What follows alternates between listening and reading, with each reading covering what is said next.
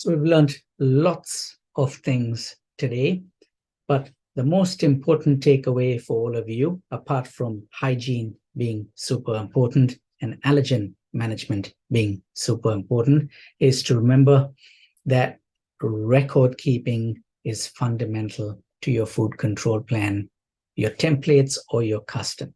In fact, record keeping is principle number 7 of HACCP. And basically, if it's not written down, as far as the auditors are concerned, it didn't happen. So let's understand the main record keeping systems.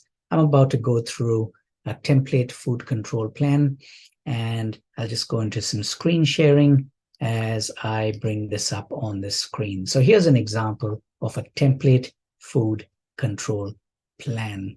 So a template food control plan, as the name suggests, pretty much fits most types of businesses. Everyone from a restaurant, a cafe, a school, butcher shop, pretty much most people here in the room, right? So the first thing they want from you is your business details. Really important that we have a legal name, trading name. They want to know what type of business are you? Are you a dine-in? Are you a takeaway?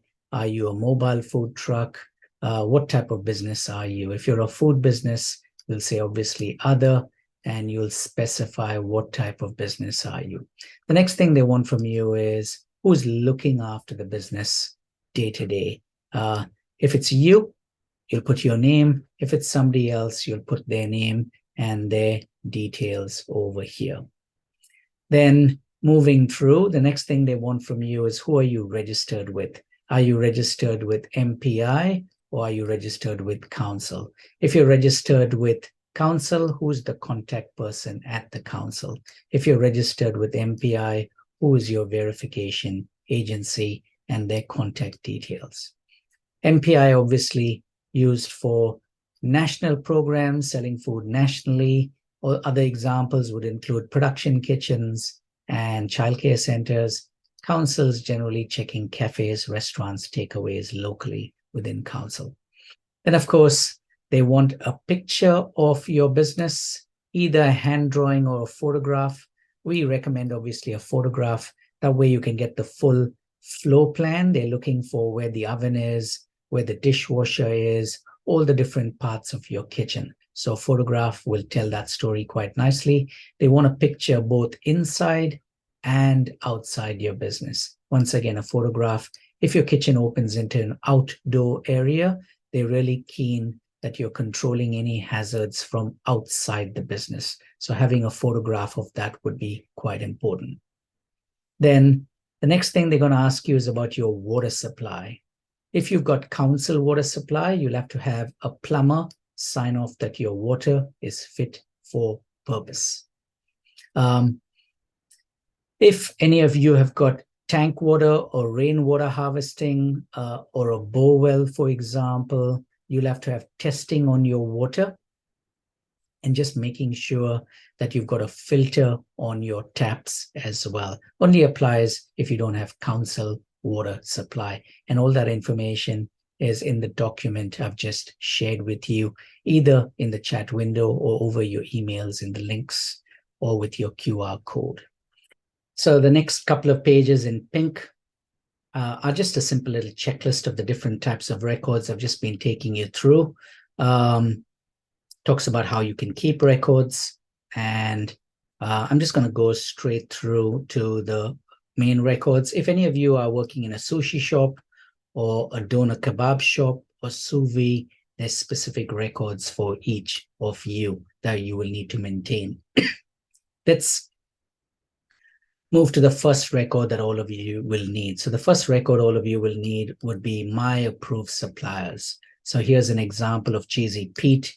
He delivers food on a Wednesday. And yeah, these are his details. And he supplies us our cheddar, our different types of cheese, for example. If you've got a supermarket delivering to you, for example, Pack and Save, New World, you'll put in those details. So that's approved suppliers. The next record all of you will need to keep is staff training. This is for anyone who's not attended today's training. So here's an example of Tim. He's the kitchen hand, and you're taking Tim through things like hand washing, protecting food, separating food, cleaning up. And you'll have to add a few more topics onto this. So you can't just stop at 4. You'll have to add at least 3 or 4 more, including things like COVID-19, allergen management, etc. So please make sure that you are filling out all that information and inducting all your staff. Right. The next record they're looking for is allergens in your food. Now, this record says it's optional. However, if you're joining me from a larger council like Auckland, Wellington, Queenstown, Christchurch, etc., it is a compulsory record if you want to get a really good score. So I recommend everyone has an allergen list. Here's an example of an allergen list. We've got some cookies, the main ingredients in the cookies, and the main allergens in the cookies. Now, you'll have to spend some time going through your menu and obviously writing down the ingredients. They don't need to know the recipe, just the ingredients and the main allergens. Just a couple of tips here for you. If any of you are joining me from a childcare center and you're changing your menus, you will need to update your allergen list. This happens in hospitals as well. If you're changing anything seasonally, you'll have to update this list. If you're joining me from a larger brand, this could have been done for you by the management. So it's normally a laminated sheet that you can find around your kitchen. But if you're brand new, you will need to do this yourself. Right, moving through, the next thing is staff sickness. We need to make sure we keep a sickness record. Here's an example of Samuel. He's had vomiting, fever, etc. His days off, when he stayed home, when was he back on work. Now, if some of you are a new business, you will need to keep a blank record on your file. That's a tip we wanted to share with you. So they will be looking for this amongst your records. So that's illness. Moving through, the next one is thermometer calibration. Calibrating thermometers. We've already explained this in the class, but this is just a quick little checklist, how you do a boiling water check, how you do an ice water check, and as we recommended, doing this once every 12 weeks or once every 3 months. As I've explained a little bit earlier, different companies have different rules. The bare minimum is once every 3 months, but a supermarket, for example, might check with boiling water and ice once a week. A rig or a ship might check this once a day, for example. So please check with your management on how often you need to check with boiling water or ice. Moving through supplier deliveries, this is the first critical control point of your business. So we want to have today's date. We want to have what type of food has just arrived. And of course, a temperature check at our back door, please. Really important. Then comes the second critical control point of our business, fridge, chiller, freezer temperature checks. So you're going to have the day. You're going to fill out 1 row for each unit. So if you've got 1 fridge, 1 freezer, you'll fill out 2 rows, and you'll fill out 1 of these boxes for each week. And there's obviously 4 boxes for the month. So that's your second critical control point. Your third critical control point is cooking your food.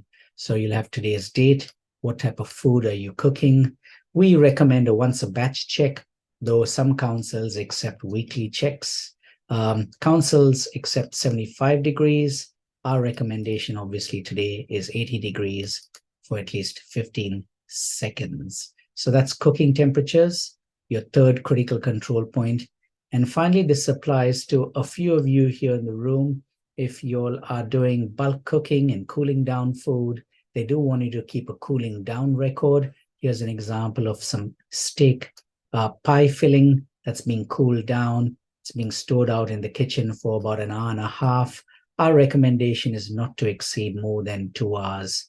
When you're cooling things down, you put it into a shallow tray, cool it down as quickly as possible, and then you walk it into your walk-in chiller if you don't have things like a blast chiller, for example. If any of you are joining me from a large manufacturing kitchen or you're doing heat and eat meals, the general rule of thumb is you're taking the food from hot to 21 in 2 hours and from 21 to to 4 degrees within 2 hours. So maximum cooling down time is 4 hours. So from hot to 21 and from 21 to 2, all in 4 hours. And you need to log this in your records. This could be a digital log or a manual log. Right, so that's cooling down. Then comes hot holding. After cooking the food, if you've got a pie warmer and you're storing food for 2 hours or more, this is the record you'll need to fill out. The council obviously will accept 60 degrees.